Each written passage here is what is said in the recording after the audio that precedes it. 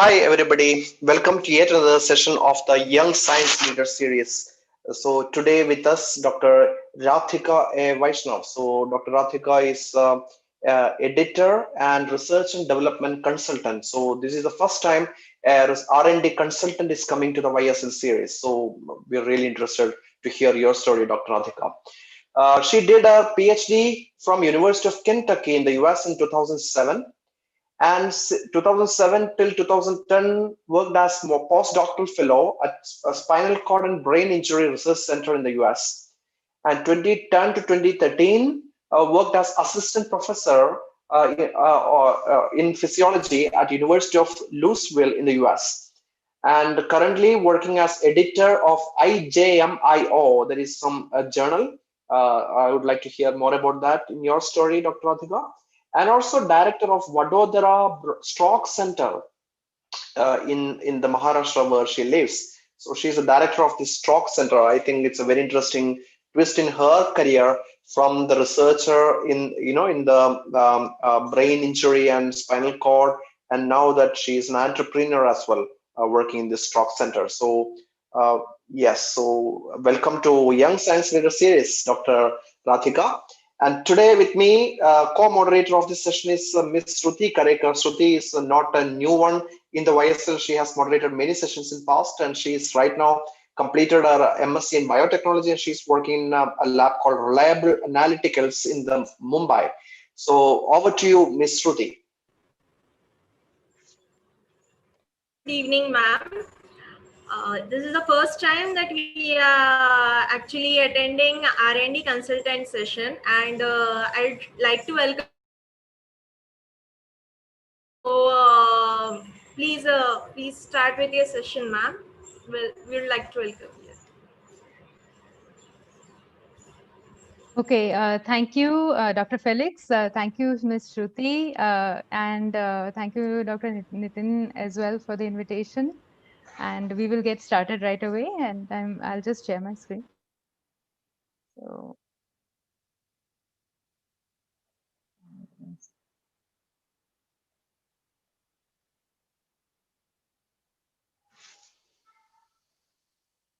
okay, so actually, I will talk about my journey. I would call it scientific creativity, because ultimately science and creativity go hand in hand, and it's a journey. So I, have been listening to the different seminars that you've been having of the different YSL faculty, and they all have talked about their journey, and your request to me was also to tell the audience a bit about my journey as well, because they might get some inspiration from it or learn a few pearls of wisdom. So that's going to be the main focus of my talk, to tell you about everything. So maybe we can all share and learn something from it. So yes, my name is Radhika Vaishnav, and I will start my journey. So Dr. Nitin had asked me to talk about it from the moment I was born. And I've seen that this is what many of the speakers are doing. So I was actually born in the US. I am a daughter of immigrants. So many people had immigrated to the United States in the 60s and 70s. And my parents also did. So I was born and raised in the United States. And when I was 10 years old, my family wished to move to Vadodara, India. So I moved to Vadodara. I entered in class 6, and it was not unknown to us. We used to visit every year, and it was also our home, since my great grandfather served for the Maharaja Sayajirao Gaikwad here. So it is very much our family and our home place is Vadodara. So I completed my schooling in Vadodara, and all the way into college as well. So like all students who are in class 12, roads diverge around class 12 as to which way should we go for our career, and back then you picked science or commerce. So I picked science, and then you have to decide very quickly after your 12th, and pretty much that becomes your new identity. Now, I liked in 12th standard, I liked writing, I liked art, I liked nature, I liked reading. So I thought, okay, I should do something that I like. And then I decided to go for basic science career. So I chose a BSc route with zoology as my main subject, and then botany and chemistry. Then I also stayed, so that I did in Vadodara itself. I stayed in town. Then I did my MSc also in Baroda, where I specialized in biochemistry. So one thing that I want to emphasize, since we are doing so much mentorship with the students, is that a lot of things happen on the side, right? So we are not only studying, so you must do your courses and you must have your foundation, but there are always the wheels are turning on the side. So what was I doing on the side? I was doing computer courses, getting my certifications. I was volunteering as an editor at NGOs for the newsletters. I was participating in a green movement in town. So we did tree plantation drives and such, and we, would adopt plots and things. I did summer internships, camps, workshops. So I did an internship in after my 12th, where I spent some time in a public relations agency in Delhi. I did internships in a local NGO. I also went to the United States twice, where I did internships in Abbott, University of Illinois, in human genetics and in drug discovery. So I got exposed to many things on the side. That's what I mean to emphasize that, while you are studying, while you're doing your bachelor's, your master's, whatever you've chosen as your career path, keep something going on the side always. And when I interact with my virtual internship students from this group, I tell them the same thing, because I think even the students who came for the internship, for this virtual internship, they have a drive, and that's why they've come. I mean, they can simply get their degree and be done with it, but they want to do something different. They have so much energy and so many questions and so much more they want to do with their time. So I always tell them that everything counts and don't close your doors. And so they're really achieving a lot of things. So, and especially with the pandemic, I mean, that's a whole different world, but you must take advantage of your free time. So, so then, when I finished my MSc, during my MSc, I was taking my GREs and my TOEFL exams. So you must be also preparing for the next step. Always be prepared. You're doing something now, you're preparing for the future. And you really don't know what the future is going to be like. So my roads diverged again after my MSc. That's when I had to decide, do I stay local?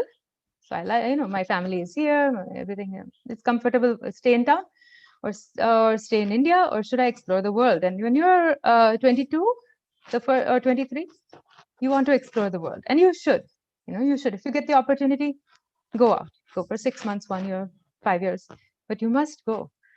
Because this is the time that is yours. I listened to the speaker this morning, Jaya, and that's what what she was saying was, you must decide to do something, and then you must stick by it and do it.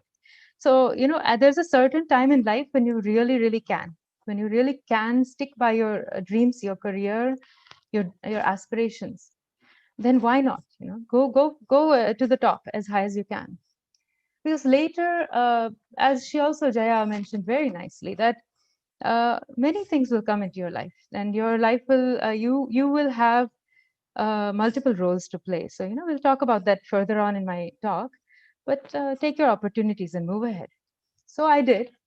I went to the US, started my PhD at the Loyola University of Chicago at first. Okay, I'll tell you about it later. So I first started, I was alone. I went and started on Notch 1. So Jaya was also working on Notch 1, so I need to talk to her now.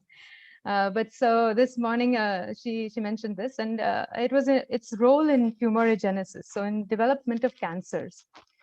I started in 1998, and I completed a master's thesis with it. The reason is I started on the PhD track, and that's when marriage came in. So I had a decision. I was going to get married, and the opportunity was my husband's opportunity was in a state that was very far away. It was still in the United States, but it was very far away. So on the West Coast, and I was in Chicago. And so I had to decide, do I want to do long distance or do I want to move? And so I decided to move, but I didn't leave my course halfway. What I did is I stayed on and I completed a master's thesis. And I later on got a paper from it too, which I'll tell you about. So that, it helps to be a little stubborn too. So you must take opportunities, you must be flexible, but be stubborn a bit. If you feel this was important to you, then try to finish it to the best possible ability. Okay, so roads diverged. I moved to Oregon, off to a new place. Oregon is a state just north of California. And it's a little less known than California or Seattle, but it's beautiful. Greenery, you've got mountains, you've got snow, you've got the ocean. Those were, just beautiful 2 years that I spent there. I'm so glad that we went. So I worked as a molecular biologist at the Oregon Health Sciences University from 2000 to 2002. But during those years, the weekends, whenever we got a chance, we would go on drives to the most beautiful, spectacular places, even within half an hour, 1 hour of where we lived. So it just, because we took that opportunity for those 2 years of our life, we got to live in a place where we may never get to live again, just the kind of place people go on vacation. So I'm very happy for that. And I got some rigorous molecular biology training. I must say that the toughest lab that I've ever worked in was OHSU. Extremely stringent, hard work, and yet everyone worked hard and they also enjoyed being there. It was that kind of situation. So I think that made me strong.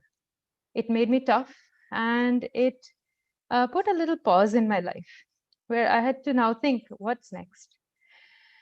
Now, the next opportunity for us came in Kentucky. So I joined as a research scientist. So after the 2 years in Oregon, we moved to Kentucky, where I first joined as a research scientist in the Center on Aging at Kentucky. So whereas my husband had started there as a faculty in the University of Kentucky. The reason I bring him in is because this is, a parallel journey, and many scientists do end up having a parallel journey. Okay, so you have to always balance between both careers and the family, and again, having two careers, there are many gives and takes on both sides.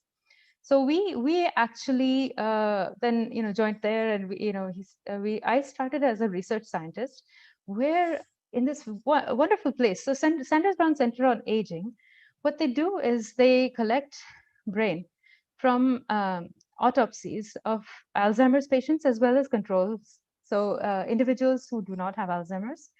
And the lab that I joined, worked on the olfactory system, the sense of smell. So we would get, every lab in the Center on Aging would get a piece of the brain. Okay, so if someone passes away, people would be carrying pagers and would be paged in the middle of the day or the night or any time. And you would have to reach quickly to the autopsy center, and you would go with your ice bucket or your tubes and things, and the liquid nitrogen and all, to collect samples. And we would get whatever part we are studying. So if someone's studying hippocampus, they get the hippocampus. Someone's studying, in our case, the olfactory bulb. So we would get the olfactory bulb of the brain. So then you bring it back and then you do your analysis. The other beautiful thing about 2002 was something big happened in year 2000, 2001. And that was the genome got sequenced. So up until year 2000, if you were a molecular biologist, you were doing PCR after PCR, you were doing restriction digests, you were doing very long, cumbersome types of techniques to study one gene at a time. Now suddenly we had the whole genome sequenced, and we were just so excited. We're like, we have pieces of the brain, and we have controls, and we have Alzheimer's patients, and now we can compare everything, and we can compare thousands and thousands of genes at once. So there you go. In this lab, I had so much fun, and I learned so many things, and it was such a beautiful time. Like I said, for a molecular biologist, year 2002 was just the best time to be. So I decided to stay in that same lab and resume my PhD. Okay, so that's why the PhD was started, it was paused, and now I restarted because this is exactly what I wanted to do. I loved it. So I resumed my PhD in the lab, and things just took off. I mean, this was probably the most beautiful time. So this In the lower corner are my mentors. So I'm saying mentors because it was a husband-wife team. I talk about two careers parallel. This was a perfect, beautiful example. Dr. Marilyn and Dr. Tom Getchell, they both were just perfect examples of what a mentor should be and what a two-career couple should be like. Okay, so we became like family to them.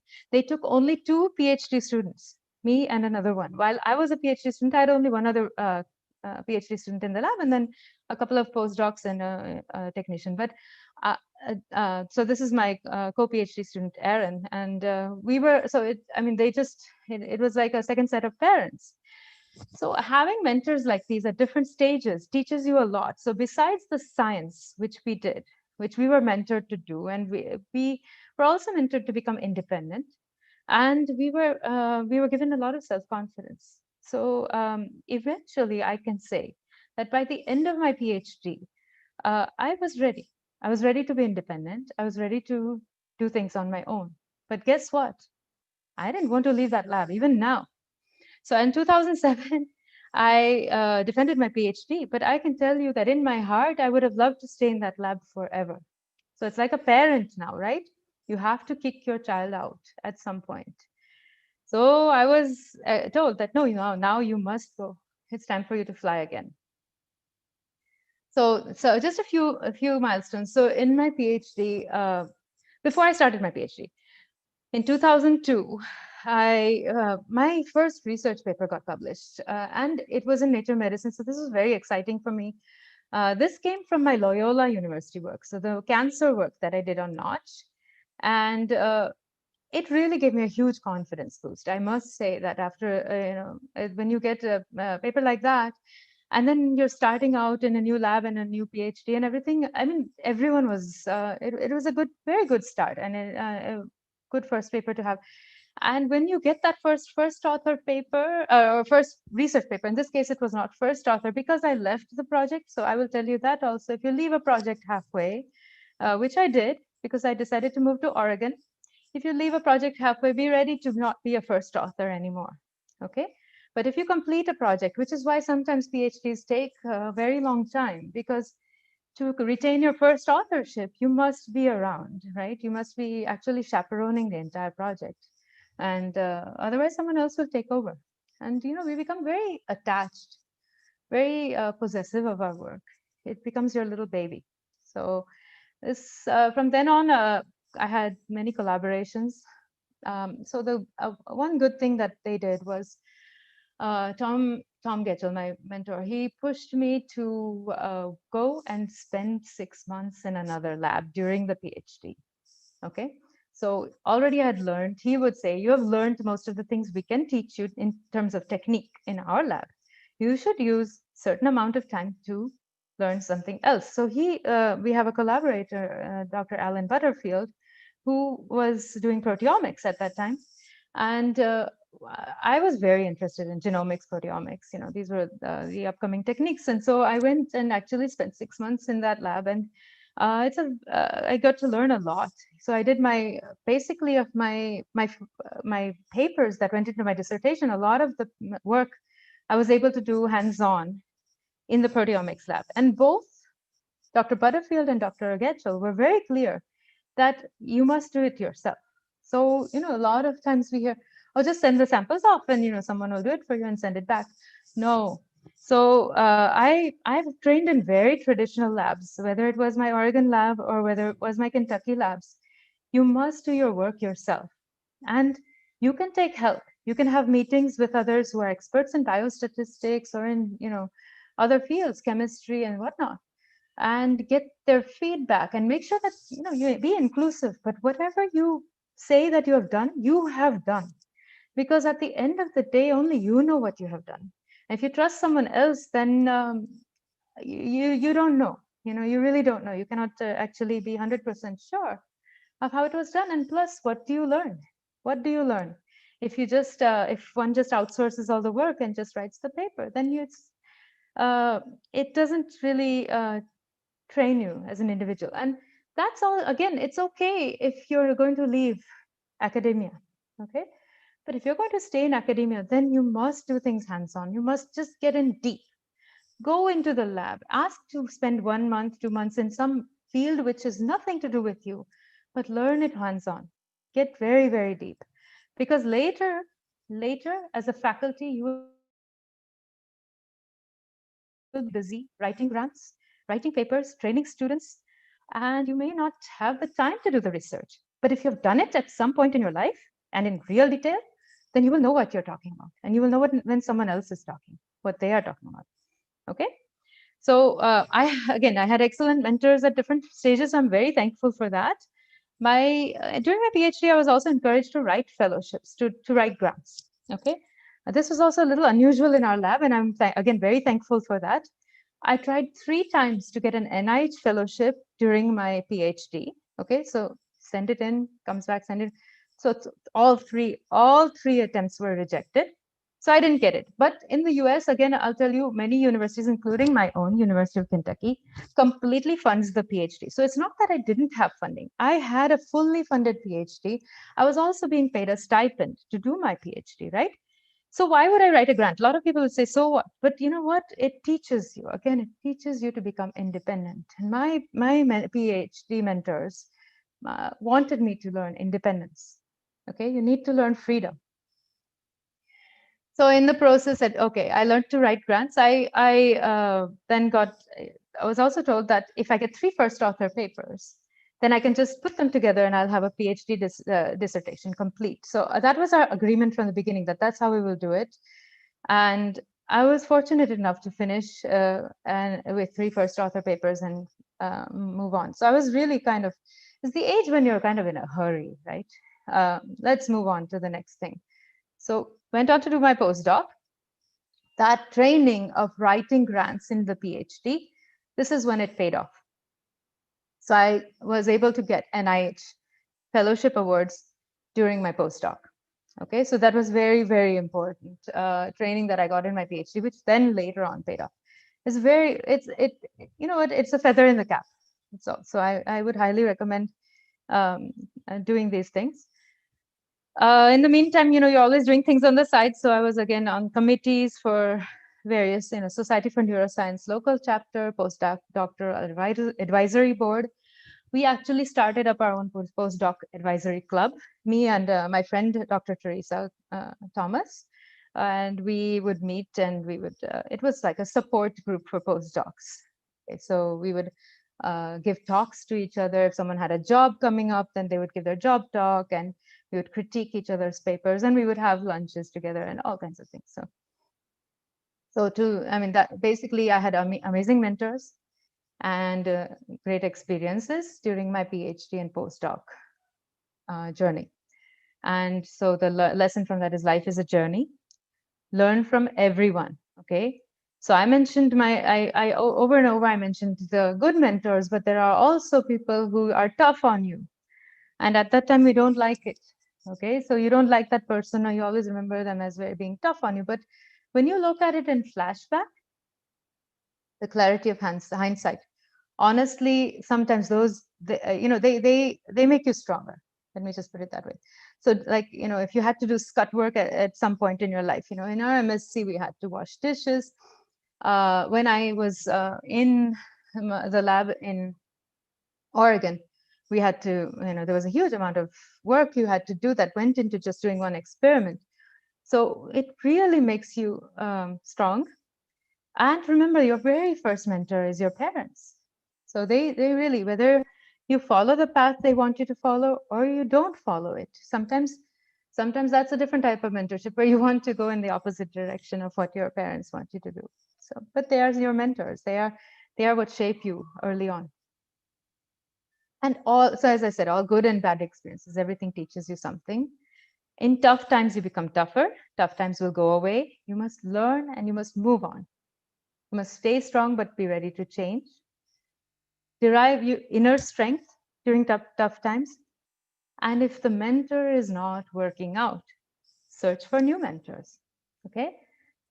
So a lot of lessons learned in terms of mentorship. Now, because I wanted to be a teacher, because I wanted to be an independent scientist, mentorship was very important to me. So I learned that you have to build a strong foundation first in the student. So what you study in college, or what your basically your foundation, it is essential. But then you must also help the individual find their individual goals. Every person is different. You must give them opportunities. Give them a chance. Different kinds of, throw the opportunities at them. Give them independence, freedom, role modeling. So, you can preach, but you must also practice. Whatever you do is what they're going to model. Give them exposure to different things. So like the science internship, this is exposure, which is fantastic. And you must listen, must be ready to listen to them and prepare them for the world, for the next step. Tell them about your stories, trust them. So once they have the foundation, and you have done the exposure and listening and all, and prepared them, at some point you must trust them and empower them. When I was writing my dissertation, at the very end, one day my advisor, Dr. Getchell, both Marilyn and Tom, both Getchells have passed away since, but one day Tom told me that, and by the way, in the US, we are on first name basis, okay? So everyone talks to each other by their first name. It's not doctor and sir and madam like here. So what he told me was, now is your time for unstructured time. So you come into the lab if you want to come into the lab, you stay home if you want to stay home. You have to write your dissertation. You figure out how you're going to do it. And that's that. Unstructured time. And those words have just stuck in my mind, unstructured time.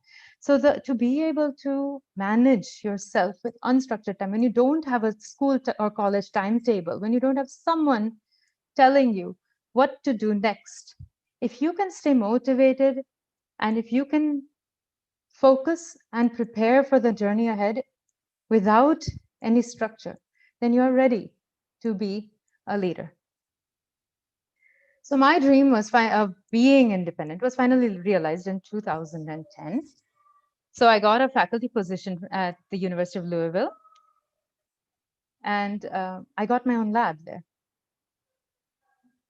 My own students, and I had a very amazing and supportive department. I loved it, the city, the life, and the role. I had lots of opportunities. It was collaborative, there was leadership, and there was entrepreneurship opportunities. Then from Louisville, I moved to Vadodara, and this basically happened in 2013. So after getting this wonderful opportunity to start, I moved to Vadodara because of family responsibilities, and the roads diverged again. So if I can just hold for 1 second, I will be right back. If you can just hold this for 1 second.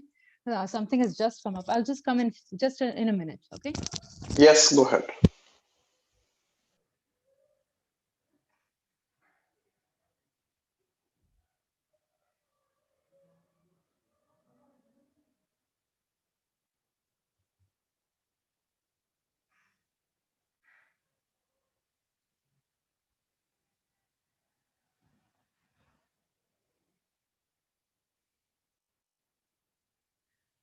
All right, I apologize for that.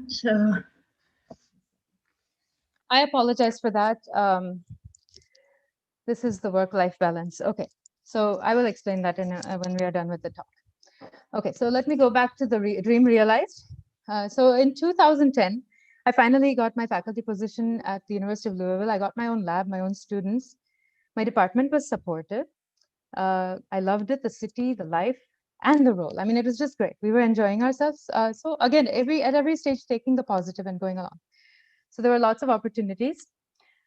We were allowed to do a lot of collaborations as a lab. So I got my own students, and everything. So as I said, when we were in Louisville, we started to think, because I had my first child the same year that I started as a faculty there. So I was assistant professor, and with about 4 months into my position, I had my first child. And we had always wanted to come back to India at some point. And we thought, you know what, it's now or never. So this and we still stayed, so I stayed from 2010 to 2013. I stayed as a faculty for 3 years, put my child into daycare, and did the whole thing. I lived the dream. I tried, so really tried. And I would have still been doing that. I would have still been there, and I would still have been doing that. But something was inside pulling me and my husband, that, you know what, we have a baby, we have a chance. And we had, family back in Baroda. Why don't we go? Why don't we just, give it one more chance, give it a chance in life that, we'll never get to live in our own hometown otherwise. So emotions, okay? So a couple of times in my life, the decisions have been emotional, and this is one of them, okay? So the move back to India was definitely an emotional one. It was not a professional move. It was not for academics. It was to do something different because we have one life to live. So my PhD mentor, again, going back to Dr. Getchell, said, nothing ventured, nothing gained. Okay, that was someone, he had his own, we have our parents also say the same things, certain sayings that they keep saying all our lives. This is one of the things he would always say, nothing ventured, nothing gained. Don't try, you will not even know whether you can get anything. You must go into you must open a door. You must try, you must take a chance. Okay, so this is today's me. All right, so I am an explorer, a learner, and a communicator. Today, here I am. This is me in outskirts of Vadodara, just during this pandemic, trying to get a breath of fresh air. So I wear many hats, okay? So once I left Louisville, once I left academic life, I started to wear many hats. I started to rediscover myself, I must say. I was back in Vadodara. Now, I left here when I was a student. I had never really worked here. I had many things that I liked to do, but all the people I knew, all my friends were not here anymore. I had a few friends, but most people in science don't stay, right? So this is the reality. Most people who I studied with in science were abroad or were not in Vadodara because it's a smaller town. So I started afresh. One of our pet projects, my husband is a stroke epidemiologist. So one thing that we had a dream of was to finally do something together. So one of the projects was to start up a stroke registry where we would be able to set up a database to be able to prevent stroke. Okay, so we do research together, and this is basically realizing a dream that we have had for many years. And it's a slow and steady process because it's our passion, and we do it as a passion, as something particularly something that he has wanted to do for many years. The other thing that I do is education, and I dabble with entrepreneurship. So I became a certified National Geographic educator. I keep workshops and teach underprivileged students in NGOs about microscopy and science and genetics. I also have workshops in libraries and such. I give lots of invited lectures, and we have a club also of which was similar to what you are doing here, where we invite scientists, but scientists from different fields to our library, and they talk to students and their parents about what they do. So we have that. I've also done patient education.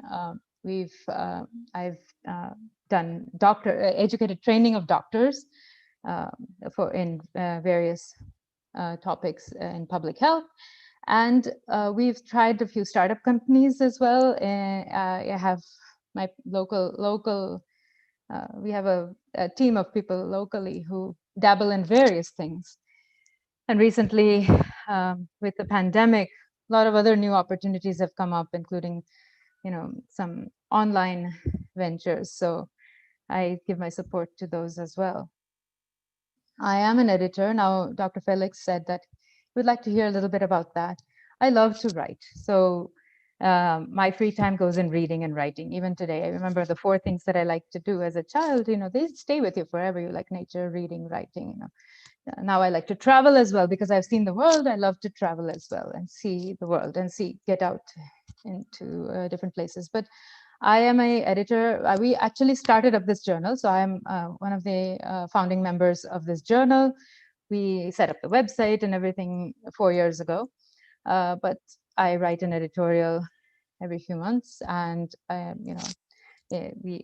manage the journal's activities. So that's my one of the things I absolutely love to do. I also love to communicate science. So recently I've been a regular contributor now to another startup company, which is the Healthy News. And I write about various topics in science, ranging from health to natural world. I also run my own blogs and write there as well. But I will give you a bit of feedback. I know a lot of you are interested in science communication, and that's why some people, that's what was common between me and my mentees as well, that blogging into a vacuum where you just write and you think someone is reading it, or you write to Twitter and you think someone is reading it, it's not satisfying to everyone. So for me, what I've learned in this journey of science communication is that you miss the peers. And being in Vadodara, until the pandemic, very honestly, I was seriously missing my peers. I was in a vacuum. I was blogging in a vacuum. One thing is the Healthy News gave me my peers, because now we pitch articles to each other, we talk about them, and then I publish, and so have a team there. Similarly, I think the science leadership really touched a chord, because when I attended the lectures in June, I finally felt like, sitting here away from everyone and my lab and everything that is all the way in the United States and all my colleagues and everything, I felt isolated for many years. Okay, so I've been here now 7 years, and the pandemic has just opened up the whole world to me. Suddenly I have got so many people I can connect with at various levels all over the world, and that has been wonderful. And I really thank Dr. Felix for this, because this platform has connected so many of us who never would have been connected before. So I am a team player. I like to lead, but I don't like to lead alone. I like to have a team with me at all times. Okay, some of us need that connection. So I would like to talk about something that, before I end, that is really, really important to me. So the future. These are a few of the students who I mentored before I moved to India. In my own lab, when I did have my own lab. So Joseph Abayev was a master's student who is now an MD. In the US, again, they do a bachelor's degree, or sometimes they even do a master's degree, and then go on to professional school. So these were all bachelor's or master's students who then went on to do something further. So Alekia is now a pharmacist. She came to me as an undergrad. Ram was an undergrad with me. He's now an MD. Eric, again, he was an undergrad. He's now an MD. Dimitri was a PhD student. He's now an MD, PhD in cardiology. And April was a PhD student, and now she is an assistant professor. I'm very proud of them, and they were wonderful. They would say, I just love having students. Currently, thanks to this science leadership workshop, I've been able to have students from all over India. And so luckily, I met Arupam, Shruti, Rachna, Antara, Kavya, and Nooreen, all of whom are working with me right now, and all of whom I've written or co-written. What I've tried to do is team some of them up into small groups also. If someone needs help with referencing, then someone else can help, or someone needs help with making a figure for their review, someone else can help. So I'm encouraging teamwork, and we've got at least 2-3 papers that have been completed and submitted from this group already, and they are very, very, very impressive. And I'm very happy to have known them through this internship.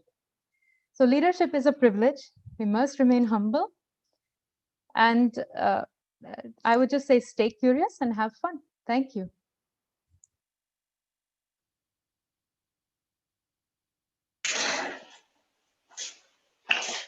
Yeah, over to Shruti. Shruti, are you there? Yes, sir.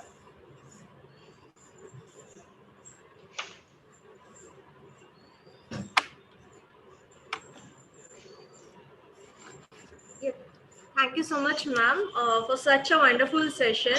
I really enjoyed your complete journey that you explained actually in your complete talk, and your talk was really helpful and motivating.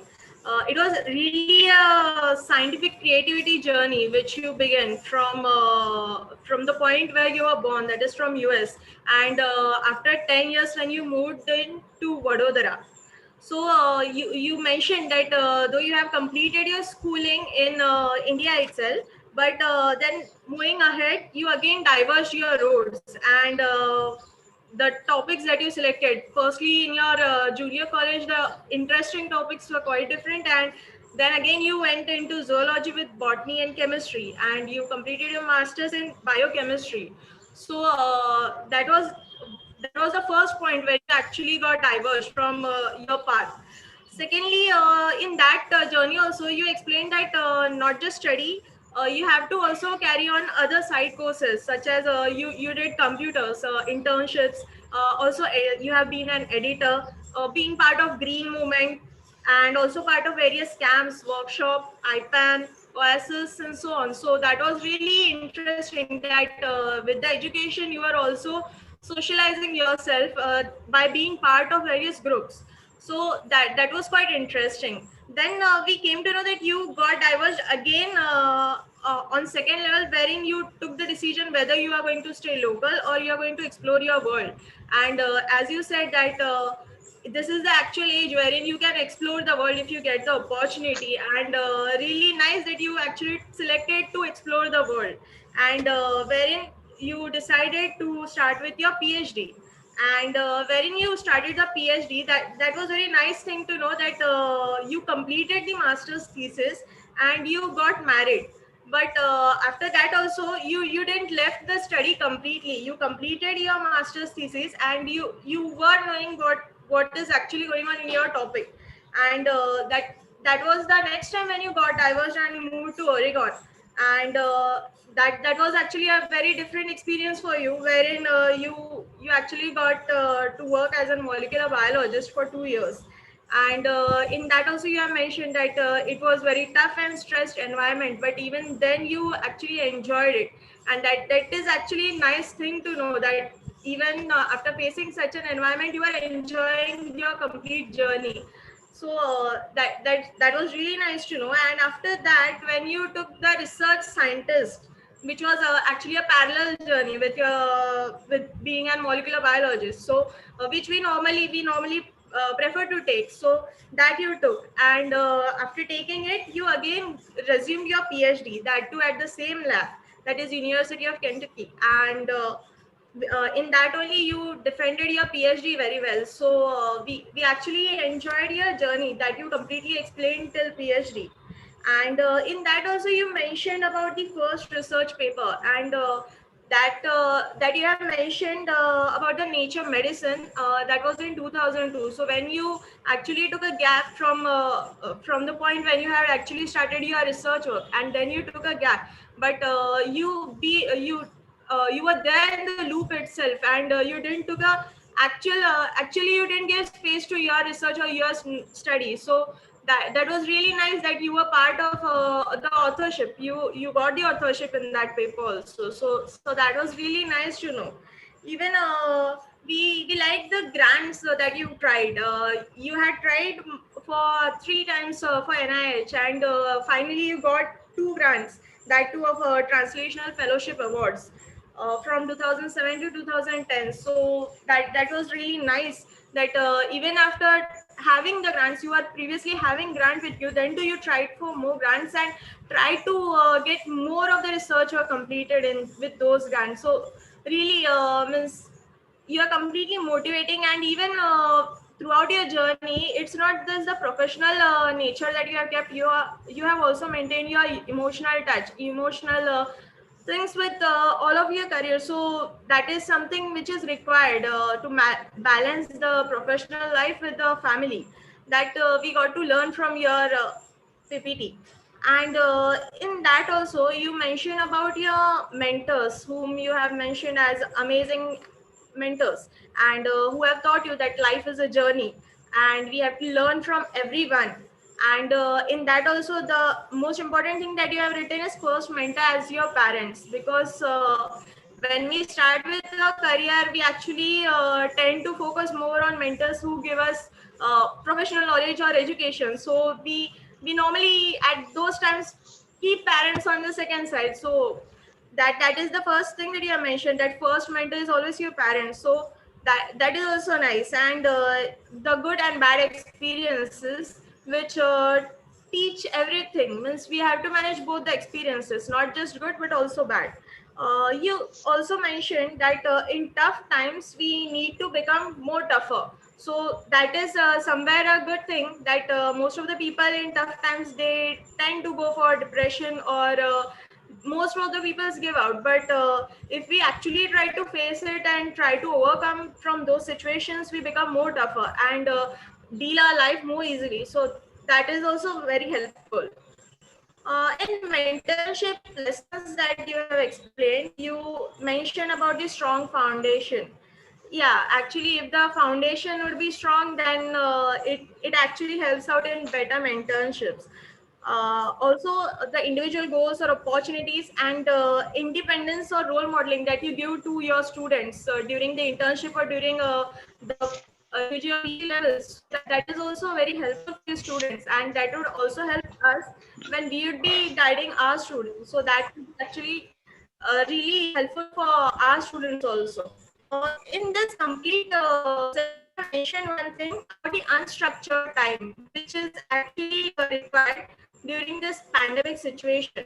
So in this pandemic situation, actually most of the people are having unstructured time. In our jobs also, we are given actually the time that we can manage it ourselves. But when you spoke about it, it actually helped us that we should think about managing our time and blocking the times as per our requirements, so that we could actually focus on what all the things are required. So throughout the complete journey, when you mentioned about the next diverse part, wherein you actually gave birth to the child and then you again return to India. So that is actually a very different thing, because you are already having a very nice position at that is to faculty position at University of Louisville, and you are actually enjoying and getting everything over there. But then you took the decision to return to India, and now also when after returning to the India, you are actually happy and you are calling yourself as a actual explorer, learner, and communicator. So you have been very happy throughout your journey, though you have faced all of the ups and downs. But even though you actually have mentioned all of the things in a very motivating manner, so that would actually help all of our listeners who have attended this session.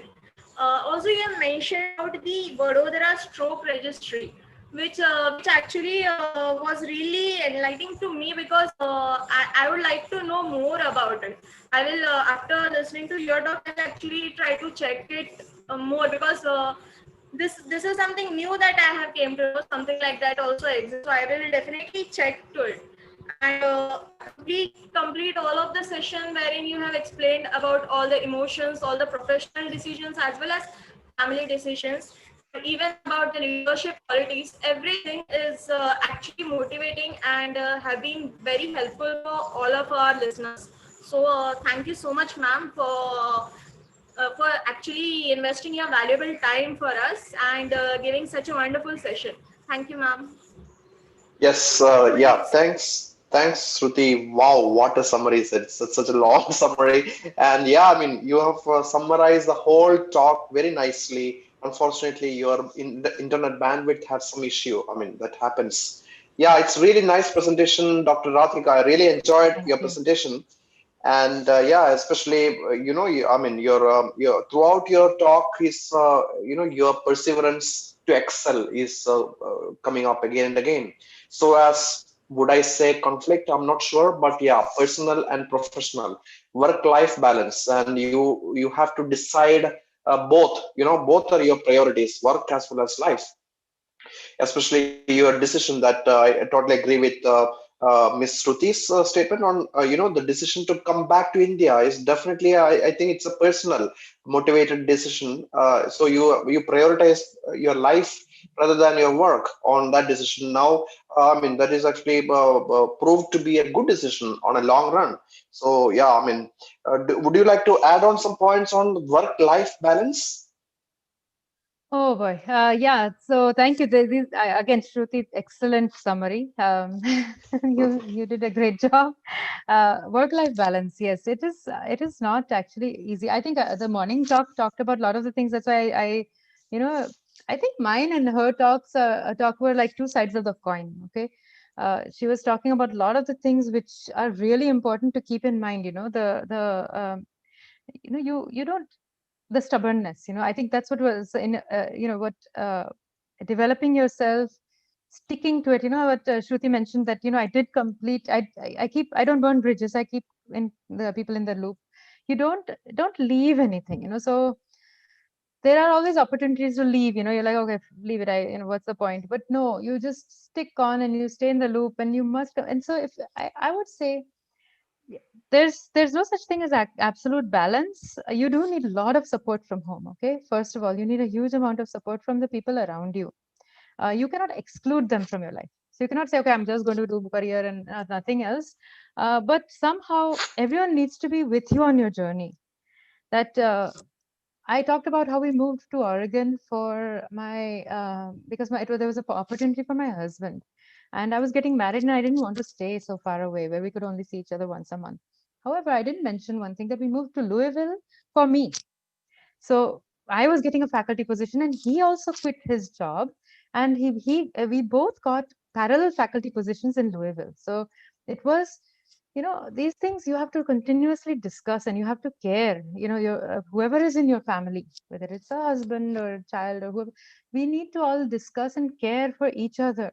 And as long as we care, then we can motivate and help each other to grow.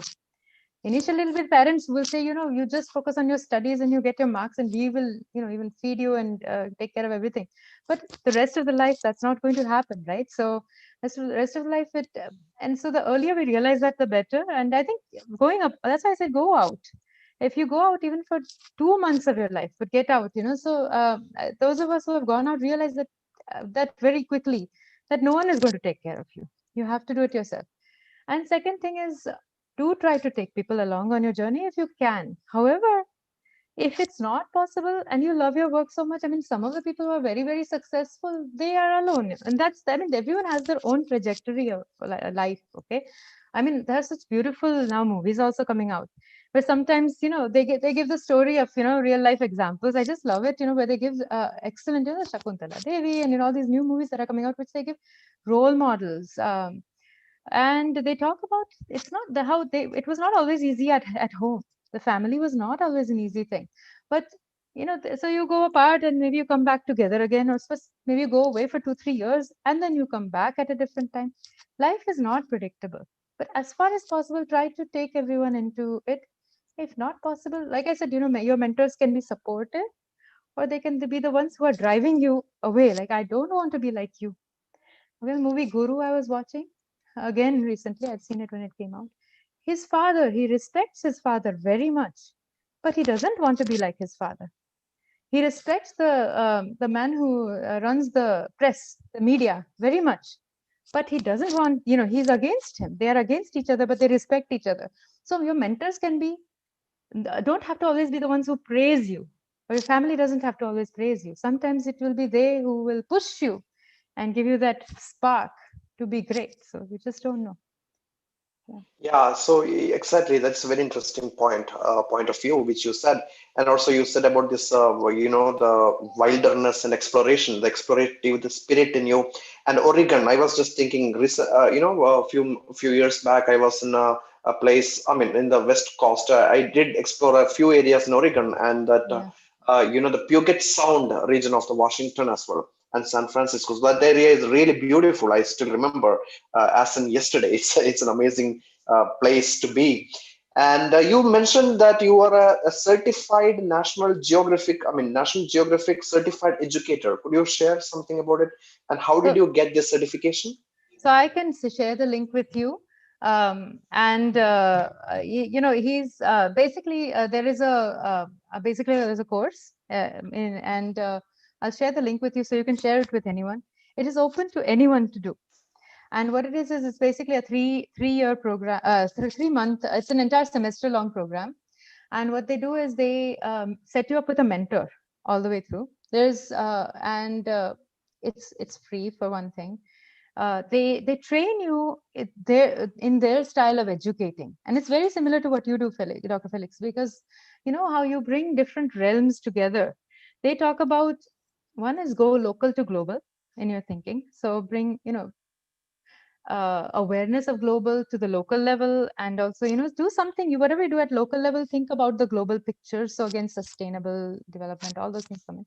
Second philosophy they have is to bring in unrelated fields, which I love. I love that type of teamwork, where you go from geography to biology to and it all comes together somehow. And again, with your work, I've seen that, that's the kind of thing that you do. So, I mean, I'll send you the information, but it's a course. It's an actual course. Before all these MOOCs and all became very popular, I did it 2.5 years ago. But these big online courses now, of course, there are many other options, I'm sure. But this, but they mentor you. The good thing is they don't just throw you out there with videos. There is one person who is a National Geographic educator who has been trained and who has been doing this for some time, who will mentor you all the way through, step by step. You do actually in the end, you do a project.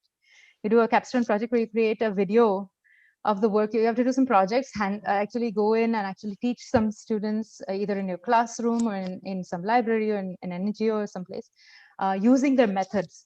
And in the end, you prepare a video of what you did, and you have to submit that. You get critiqued and all that. So it's a very nice course. I'll send it to you.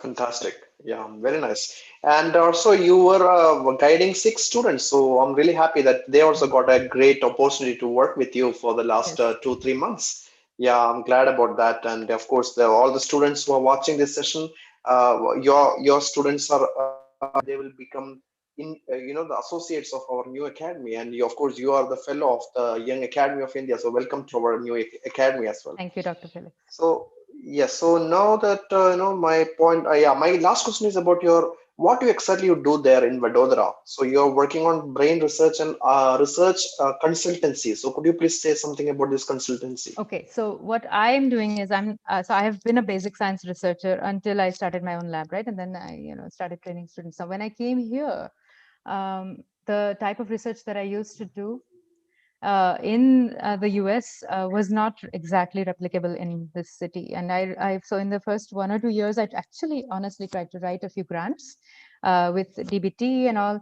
And I'll tell you two things. One, I started writing grants and hoping that I would join the university, just the traditional track. Okay, very, very honestly. And but what happened is I'm a US citizen, and our government organizations are not open to foreign nationals for applying for grants. And I learned that very late. So we had written a grants and this, and then I learned that, okay, the standard grant mechanisms were not open back then. This is, I'm talking about 7 years ago when I moved here.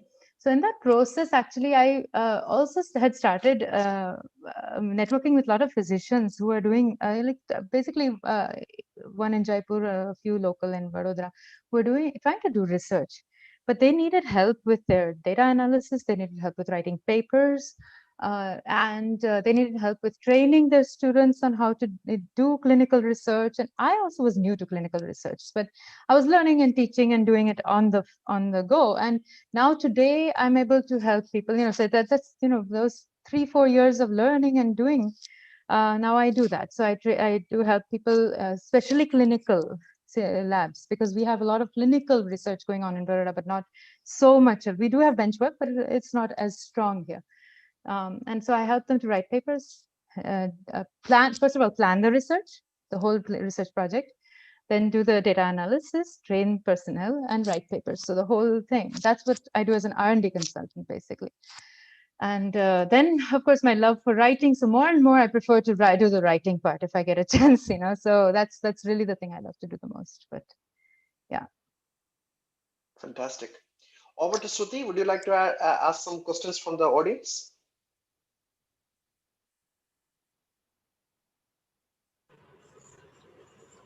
Hi, ma'am. Yes. If you could just elaborate a bit about how to be a R&D consultant, or what roles are required to be an R&D consultant. Okay. So basically, right now, my particular role is freelance. Okay, so I am independent. I'm a consultant. I don't like the word freelance so much, but because the free word shouldn't imply that you have too much free time. Free implies that you are free. You have freedom. You are independent. You never have free time. So, but basically, it involves, so you do have to network a lot. So one thing is, if people, what you do is you have to. One thing is you can join. Uh, there are research groups like where you can join in, and you can offer your that you can help them to design their scientific projects. You can talk to companies. So we have a few pharmaceutical companies in town. So one thing is to talk to, I would say, for the younger ones who want to go full time, talk to the pharmaceutical companies as well. That you want to help to sort of help them do the clinical studies, and there are always some opportunities there. Uh, the difficulty is not on the pharmaceutical company side. Again, the difficulty is on the clinician side, the doctors, because for them, many of them want to do research, but there's a wall. It's a whole, it's an area they've never been trained to do, but they want to do it, or they want to write papers, but they don't know how. So you have to start with one. Okay, I started with only one doctor. Actually, go to meetings. That's where I met some of the people. Go to meetings and network with people at meetings. Now with these Zoom meetings, network with people and tell them, I can help you with this. Would you like me to, and first you got to do some free work. Okay, unfortunately, there's no other way, right? You have to start free. But then you can start doing contract work. So you can say that, I'll do this. Let's set up something. Let's do this with your hospital. Let's make it professional. Let's make it official. Then you send them an invoice and such. But initially, you have to build your network, your base, at least one doctor or one researcher who will vouch for you. When I got her help or his help, then we were able to do so many things. So you do it as a side thing. I would say for a student who is fresh out and you have a full-time job, start doing this as a side thing where you start offering some help, for maybe a modest fee, and see how it goes. So it's good to explore different avenues. You never know. Okay, Dr. Radhika, you have been living in the US for quite some time and you have been working there also. Now, if I ask you like one thing, that you can emulate the US in the R&D, what would that be? Something that can be replicated here in India, some good points about the US, their culture or work ethics. One thing I loved about there was there was more of a flat culture. Okay, it's not a pyramidal culture. So there's a boss, and then everybody reports to the boss. I just love that about at least wherever I worked. I didn't work in the Harvards and MITs, so I really don't know. I've heard a lot about the closed labs and the different type of cultures. I have when we did our so okay, yeah. So one thing is that just when you get respect, even as a student, and your opinion counts. Uh, that really makes a difference, and I think that gave me so much confidence very early on in my life. Even when I was at Loyola, when I was sent out, within a few months, that it's that one mentor who says that I trust you, you can give this talk instead of me. I don't have to give the lecture, you give the lecture. When someone doesn't want to do it anymore for their own fame, but they decide that they want their students to go ahead. So that feeling I kept getting in the right environments. And I think that's really important to inculcate that, and maybe in all academia. I'm not saying India versus US or anything, but just let's make it a group effort rather than a one person's thing. So that's definitely one thing I think that can change. I think things will change. This new generation is, this is going to shake things up. I think it will definitely change. But the other Yeah, thing is we need yeah. to retain people. We need people to come Mm. back. We need people to stay. So. Yeah, exactly. And you briefly mentioned about the GRE, and the GRE system of the US is something I'm really, really fond of because of that one benchmark exam, they could attract all the brilliant minds all around the world to the US, right? So Yes. it all depends upon your score. It doesn't matter which nationality you're in.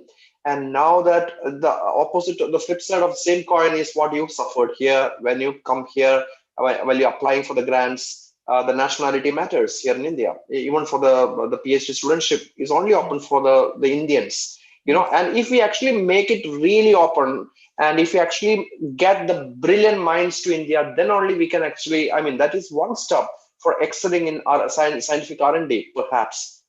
Yes. And if you look at the current, 2020, the Nobel Prizes, it is like complete sweep by the US. Only very few others got, the UK and Germany also gotten, but otherwise it's like completely by the US. So Very yeah, true. they are like reigning champions of the science and technology now because of this policy that Yes. the roads are completely open for all the brilliant minds, Very true. isn't One it? thing, if I can add one more thing, it just struck me. I always worked in medical colleges.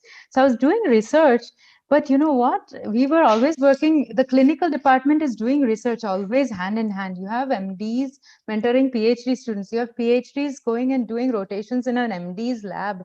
I was going in for autopsies to collect human samples.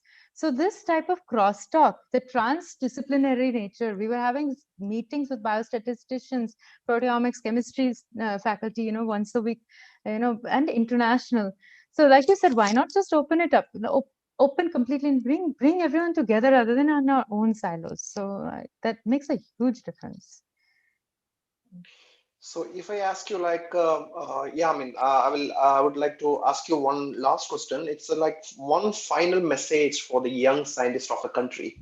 What would that be? One final message. Okay, this is something close to my heart. Just if you see an opportunity, take it. Take the chance. Okay, I would say just take the opportunity. See what it is. Don't find excuses not to try before you even try. So that's what I would say. Okay, great message. Over to Shruti. Perhaps one last question and you can sum up the talk. Yeah.